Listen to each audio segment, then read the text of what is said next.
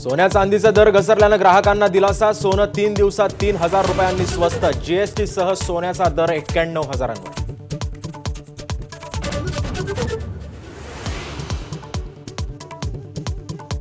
संजय राऊतांकडून उद्धव ठाकरेंना श्रीकृष्णाची उपमा. गुहागरमधील सहदेव बेटकरांच्या पक्षप्रवेशावेळी महाभारतावरून कोठी कुरुक्षेत्रावरील महायुद्ध जिंकणारच राऊतांचा निर्धार.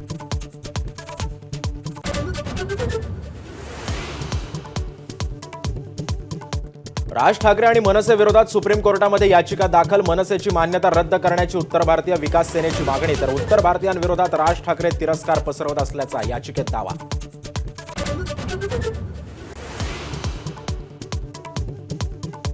पुण्यातल्या गर्भवतीच्या मृत्यू प्रकरणामध्ये धर्मादाय आयुक्तांच्या अहवालाची प्रतीक्षा. निष्कर्षानंतर कारवाई संदर्भात निर्णय होणार.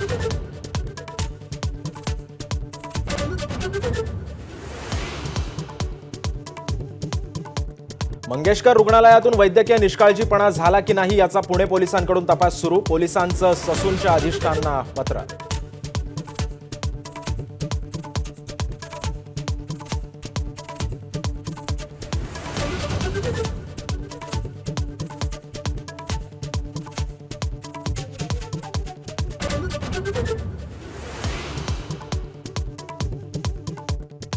बावीस कोटींच्या थकबाकीसाठी पुणे महानगरपालिका पाठवणार मंगेशकर रुग्णालयाला नोटीस. तर कोणतंही डिपॉझिट घेऊ नका, महापालिकेनं सर्व खासगी रुग्णालयांना बजावलं.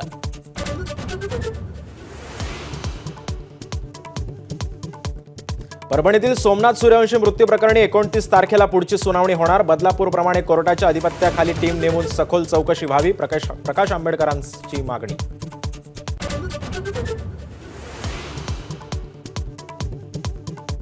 लाडकी बहीण योजनेचा एप्रिल महिन्याचा हप्ता अक्षय तृतीयेच्या मुहूर्तावर मिळणार. 30 एप्रिलला पैसे होणार जमा. लाभार्थ्यांची संख्या वाढणार की घटणार याकडे लक्ष.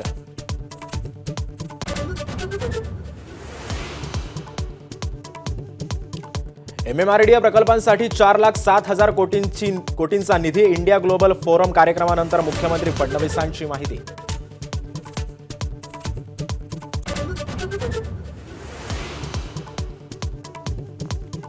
अहमदाबादमध्ये काँग्रेसच्या 2 दिवसीय राष्ट्रीय अधिवेशनाला सुरुवात. 64 वर्षांनंतर काँग्रेस कार्यकारिणीची बैठक गुजरातमध्ये.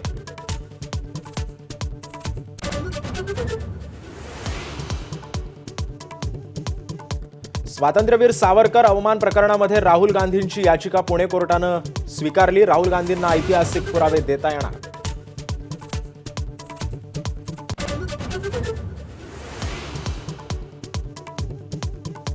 वर्ध्याच्या तरोडाजवळ कारची टँकरला धडक. एकाच कुटुंबातील 4 जणांचा मृत्यू, तर पोलीस कर्मचाऱ्याचं कुटुंब अपघातात संपलं.